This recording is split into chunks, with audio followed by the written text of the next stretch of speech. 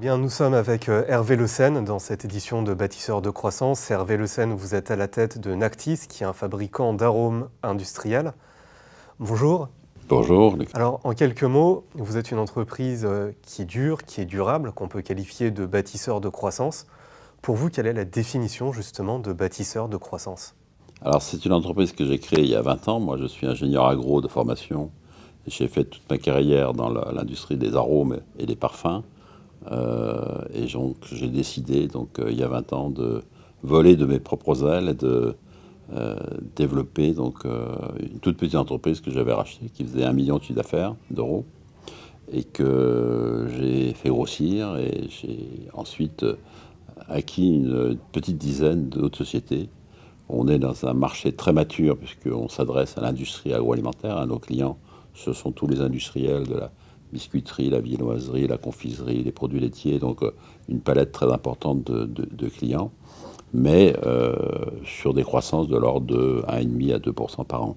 Donc la seule possibilité de se développer sur ce marché, c'est vraiment de faire la croissance externe.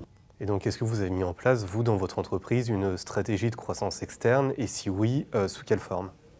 Alors la croissance externe, c'est un petit peu dans mon ADN, parce que j'ai travaillé précédemment dans un grand groupe pharmaceutique où je m'occupais justement de la croissance externe dans ce secteur-là. Ce groupe voulait se diversifier dans les arômes et les ingrédients, donc j'ai fait pas mal d'études d'acquisition d'entreprises, donc je connaissais bien la problématique de la croissance externe, et je l'ai appliquée à une échelle bien sûr beaucoup plus modeste à ma propre entreprise.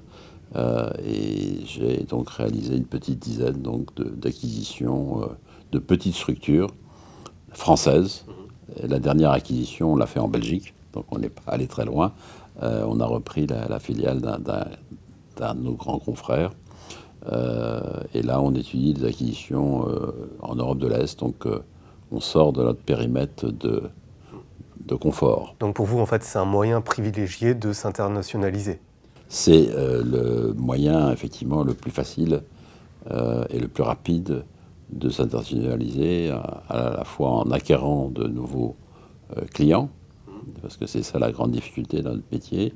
C'est très long pour rentrer chez un client, mais une fois que le produit, l'arôme, est intégré dans la formule, on est le fournisseur pendant 10, 15, 20 ans.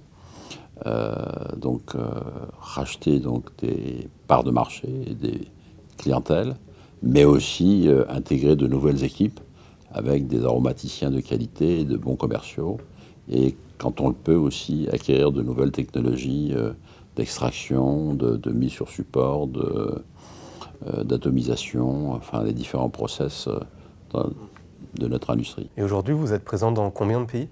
Alors aujourd'hui, on est présent dans une 50aine de pays, donc on a des agents spécialisés dans notre secteur, et on a 5 filiales étrangères.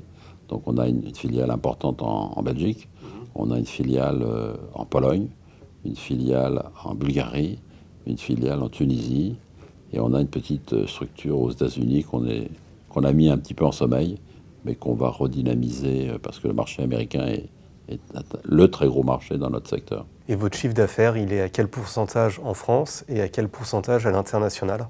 Alors sur 55 millions de chiffre d'affaires, nous faisons à peu près 60% en France et 40% à l'international. Notre objectif, c'est de faire le contraire, c'est-à-dire plus de 60%. On a même des confrères qui font 80 voire 90% de chiffre d'affaires à l'international, parce que c'est dans les pays émergents, bien évidemment. L'Asie, l'Afrique, l'Amérique du Sud, les pays du Moyen-Orient. Dans nos secteurs, c'est là où se fait la croissance dans l'industrie aromatique. Et en nombre de salariés, vous êtes combien? Alors on est 250 personnes, réparties à peu près uniformément sur nos 5 sites industriels. Donc principalement, le siège est à Évry, près d'Évry, à Bondoufle. On a une usine à Chartres qui fait la distillation d'huile essentielle et des molécules.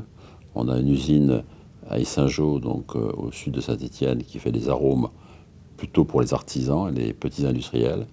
Une autre en Alsace qui fait des compositions aromatiques, et une usine importante qu'on a rachetée il y a 4 ans et qui fait des matières premières aromatiques aussi. Et en termes de management, de capital humain, comment vous faites pour justement créer une sorte d'identité de groupe au sein d'une entreprise qui est en fait composée d'une multitude de filiales et de sites? Alors on a passé beaucoup de temps, parce qu'on avait à un moment une quinzaine d'entités juridiques, donc on a passé beaucoup de temps effectivement à fusionner.